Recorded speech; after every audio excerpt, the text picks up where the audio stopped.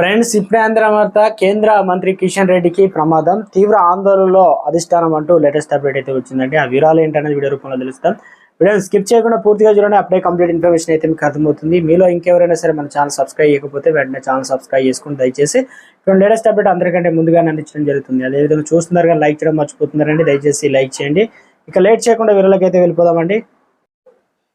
తెలంగాణ రాష్ట్రంలో రాజకీయాలు హాట్ గా కొనసాగుతున్నాయి. కొంతమంది గులాబీ నేతలు కాంగ్రెస్ పార్టీలోకి వెళ్తుంటే మరికొంతమంది నేతలైనా గులాబీ పార్టీని వీడేందుకు భయపడుతున్నారు.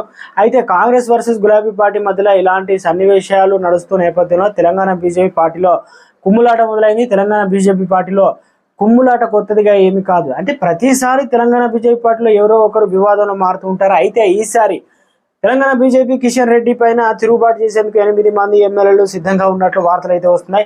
అయితే ప్రస్తుతం తెలంగాణ రాష్ట్రంలో కిషన్ రెడ్డి వర్సెస్ బీజేపీ ఎమ్మెల్యేగా వ్యవహారం అయితే నడుస్తుంది. బీజేపీలో పార్టీలో కార్యక్రమంలో ఎమ్మెల్యేను ఇన్వాల్వ్ చేయడం లేదట బీజేపీ తెలంగాణ రాష్ట్ర నాయకత్వం. దీంతో బీజేపీ తెలంగాణ రాష్ట్ర నాయకత్వంపై గుర్రుగా ఉన్నారట బీజేపీ ఎమ్మెల్యేలు 8 మంది. అంటే బీజేపీ తెలంగాణ రాష్ట్ర ఆఫీసులో బీజేపీ ఎల్పీ నేత మహేశ్వర్ రెడ్డి కూడా ఏదైతే ఇవ్వడం లేదట. అంటే తెలంగాణ బీజేపీ రాష్ట్ర నాయకత్వం అంటే బీజేపీకి రాష్ట్ర ఆఫీసులో రుణమాఫీ హెల్ప్ లైన్ కేంద్రాన్ని ప్రారంభించారు తెలంగాణ బీజేపీ పార్టీ అధ్యక్షుడు కిషన్ రెడ్డి. అయితే ఈ కార్యక్రమానికి ఒక్క ఎమ్మెల్యే కూడా అందుబాటులో లేదట.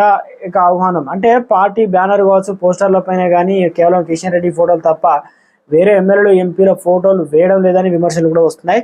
బీజేపీ రాష్ట్ర ఆఫీస్ బేరర్స్ సమావేశానికి ఆహ్వానం అందినా వెళ్లకుండా డుమ్మా కొట్టారట 7 బీజేపీ ఎమ్మెల్యేలు.